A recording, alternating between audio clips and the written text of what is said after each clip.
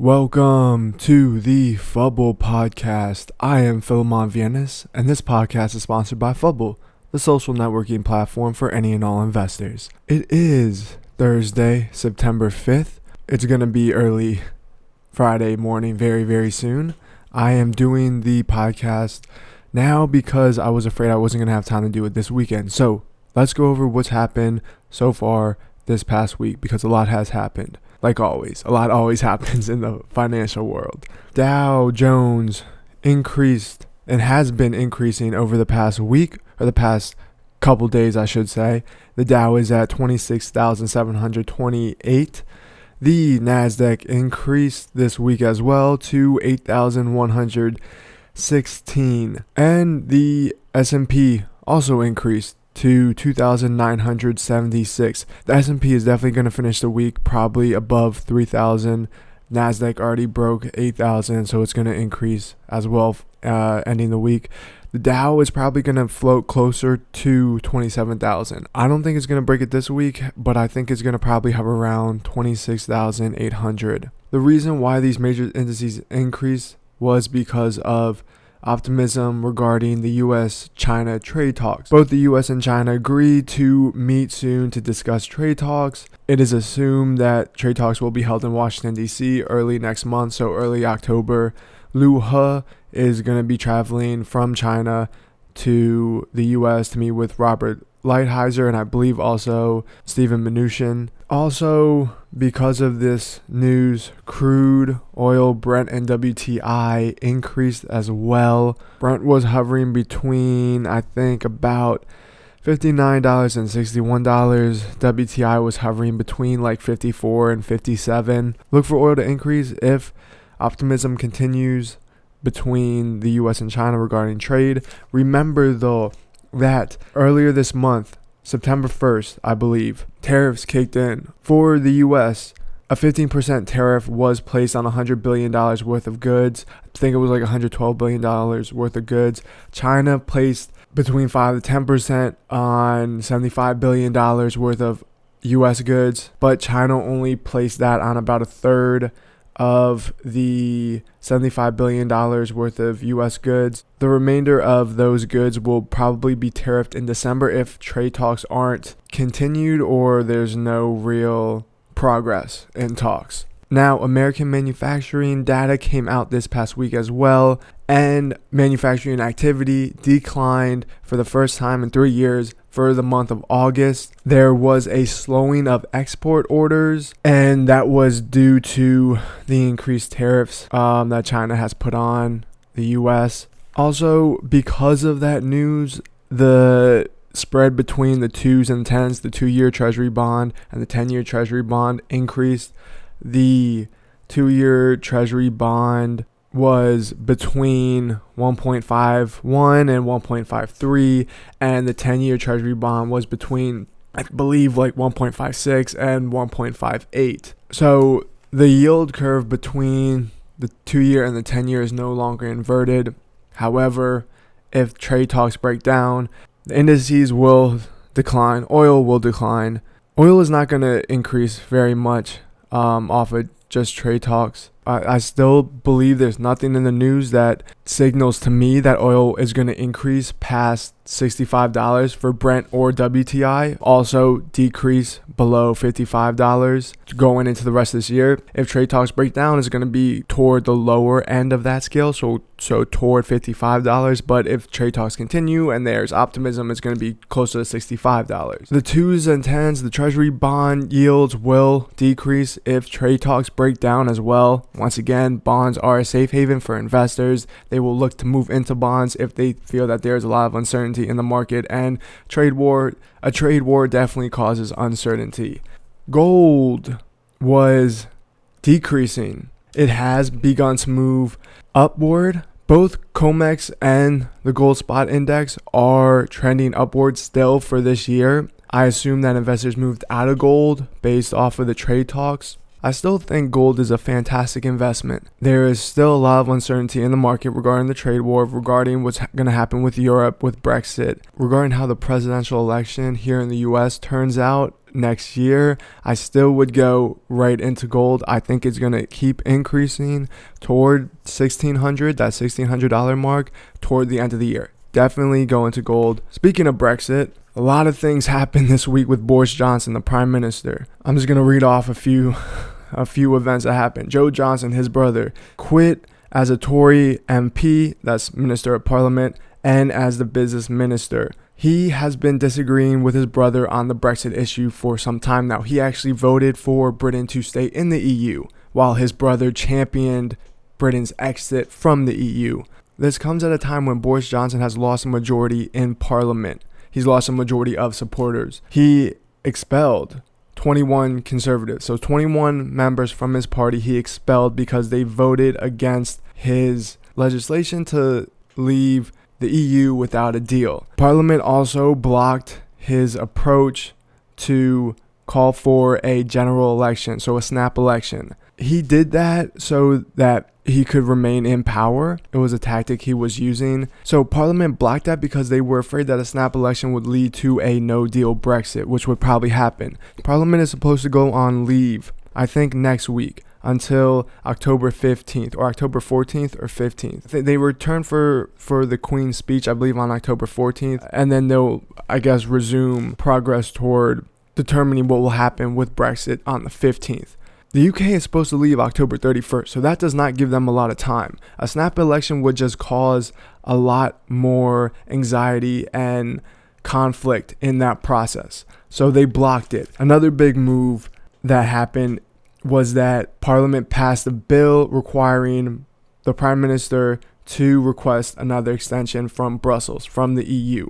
That is going to be finalized on September the 9th, which I think is Monday. How is this affecting everything? The pound has been just devastated throughout this entire process. It normally floated between $1.28 to $1.35 against the US dollar. It's been bouncing between 120 to 124 over the past couple weeks. The news that Parliament took control of the government actually increased the price of the pound because it signaled that a no-deal Brexit will probably not occur now, at least in the short term. And that's good. A no-deal Brexit will definitely harm the economy. Basically, if a no-deal Brexit occurs, you're looking at conflict in Northern Ireland. You're looking at separate trade deals with a bunch of countries. You're looking at a disadvantage of the UK compared to the rest of the world. If it has to negotiate trade deals by itself and does not have the backing of the EU, it is going to enter less favorable trade deals, especially with developed countries like the US, like Canada, like the rest of the EU. Not to mention, it makes things complicated for companies who do business both in Europe and in the UK. I think for Brexit, the date will get extended. I think it will be prolonged going into the new year. I think eventually they're probably going to end up staying in the EU. I really believe they're going to end up staying in the EU. I don't see a way that this actually works out well for Britain to leave. There's no way there's a no deal.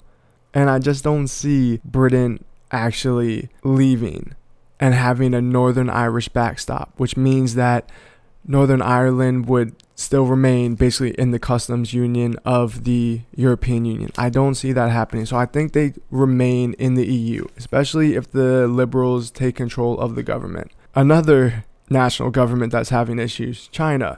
Carrie Lam removed the extradition bill this past week, but did not adhere to the rest of the protesters' demands. They wanted 5 demands in particular. The extradition bill, the removal of the extradition bill was their main demand. The rest of the 4 demands were not met. Now, the biggest demand that they had of the remaining demands was the right to universal suffrage. Basically, the legislature in Hong Kong and the chief executive, which serves kind of as like the prime minister of Hong Kong, is chosen by an election board, which is all based off pro-Beijing government. So pro-communist individuals are on this election board, and they essentially choose who runs the Hong Kong government. The pro-democratic society of Hong Kong does not like that. Protests are probably not going to stop. Hang Seng increased off this news. It's going to keep increasing in the short term. I think there's more problems for Hong Kong in the future. I would not go into any Hong Kong companies right now. If you're in a position to go into Hong Kong companies, I would not. I think this is just the beginning. This is like the very, very beginning of something that's going to take years to figure out. And it could eventually lead to the fall of communism in China. That's how severe this could get. Protests are definitely going to continue in the short term, and I think eventually the people of Hong Kong are going to achieve suffrage, but you're looking at 2-3 years down the road. It's not going to happen immediately. That makes businesses in Hong Kong not very ideal to invest in. All right, moving on. Facebook released their dating app. I think this was an amazing move on their part. They released it in the US. It had previously been released in other countries. So right now it's been released in a total of 20 countries. I think this was such a fantastic move. Facebook has 2.41 billion monthly active users. The world population is almost 8 billion. Okay. The app is free. It combines both Facebook and Instagram in the platform. So you can use like photos from Instagram. You can use your friends from Facebook. It matches people based on common interests, so you don't need to be friends with someone on Facebook. You don't need to follow someone on Instagram. Instagram, by the way, has over 1 billion monthly active users. Just to put this in context, Tinder, which is the most popular dating application among young people, Tinder earned almost $1 billion off of 4.5 million users. Facebook has 2.41 billion users. The app is free right now, but they will monetize it. I would invest in Facebook. They're going to bounce back above $200 per share. They're a good company. I know they've had issues in the past with controlling their data, but you also have to understand they were founded in 2004. They're not even 20 years old. They're still figuring things out. They are going through a process that is setting precedents for other companies. They're figuring this whole thing out. They're figuring out the entire online space, and they're leading the online space. No other company has a customer base or a user base like Facebook. The thing that makes Facebook so attractive is that they have access to the developing world, which contains a majority of the world population. Their applications are free. They're used daily by billions of people. It's so easy to connect with each other. Another positive thing about this application is that love sells. It does. Dating sells. Dating makes money. People want to be in relationships. People want to find a significant other. It's just human nature. There has been no company that has a customer base like Facebook does. There's no company. When you have a third of the world's population using your applications, you can do pretty much anything you want and it will be successful. This is just another revenue driver. Facebook's market cap right now sits at about $550 billion. They are a $1 trillion company. They will probably lead in market cap within the next decade. Another stock I think that's great that is undervalued right now is Slack. Slack just released their Q2 2020 earnings. I'll go over that. Net income was negative $359 million. That accounted for a loss of 14 cents per share, or negative 14 cents per share. A loss of 18 cents per share was expected, so they beat on net income. Revenue was 144 million, I believe. 145 million. It was expected that revenue would be around $140 million. Their stock declined substantially after that news because of their future growth guidance. Slack just went public in June. They filed for a direct listing on the New York Stock Exchange rather than going through an IPO. A direct listing is basically when a company just sells its existing shares straight to the public. There's no underwriter, which is what happens in an IPO. Their market cap is $16.32 billion. They are at about $30 per share. I use Slack. Slack is the greatest workspace. They make the interface so easy to use, so easy to connect, so easy to work with another person. You can connect outside apps within Slack. Slack is free, but you can upgrade to a premium model. I love it. I love that platform. They're a new company. They're going to become positive. They're going to decrease that net income loss, and they're going to earn more revenue. They're going to jump up above $1 billion in revenue probably within 4 or 5 years. Their market cap right now is a little bit overvalued, I have to say, but they are a $50-60 billion short-term company for market cap. They are going to double and triple in price within the next 5 to 6 years. They're that good of a company. I think they're going to achieve exponential revenue growth and exponential net profit growth. It's used in countries all around the world. We used it to develop Phuble, the Phuble platform. We still use it. We still use the platform, and it's fantastic. And it's not only for programmers, it's for everyone. So they are going to increase exponentially. I would invest in Slack right now. They're most likely going to get bought out, probably like within that 5 to 6 year range, I assume. Probably like an Amazon or a Microsoft is going to buy them out at a huge premium. If they don't get bought out, they're going to be fine. They're going to be a absolute monster in the tech space. I really, really like Slack. Last company that I don't like that is looking to file an IPO probably at the end of this year, but it might be delayed a little bit farther. That is WeWork. Allegedly, WeWork slashed their IPO valuation down to between $20 to $30 billion. WeWork is a company that rents out office space to like startups, enterprises, corporations. Anyone can rent an office space. I think they're based internationally. They are based internationally. I know they're in Argentina. I know they're here in the US. I know they're in Europe. They earned $1.8 billion in revenue last year, but over the past 3 years, they've lost $3 billion in revenue. There's no real clear way for them to actually earn a profit. Real estate is incredibly hard to manage. There's a lot of upkeep. You have to follow your tenants. You have to make sure they're paying. It's incredibly difficult, especially at that scale. I would not invest in WeWork. Definitely not real estate, especially if there's an economic slowdown. It's not going to be good for WeWork. Private investors valued the company at $47 billion earlier this year. So that's over a $20 to $30 billion cut in valuation. I would not invest in WeWork if they go public. I don't see that stock turning out in the short term. Maybe in the long term, but definitely not in the short term. I think that's it for the Phuble Podcast. Thank you for watching. Happy investing. Make sure to subscribe. I will see you all next week.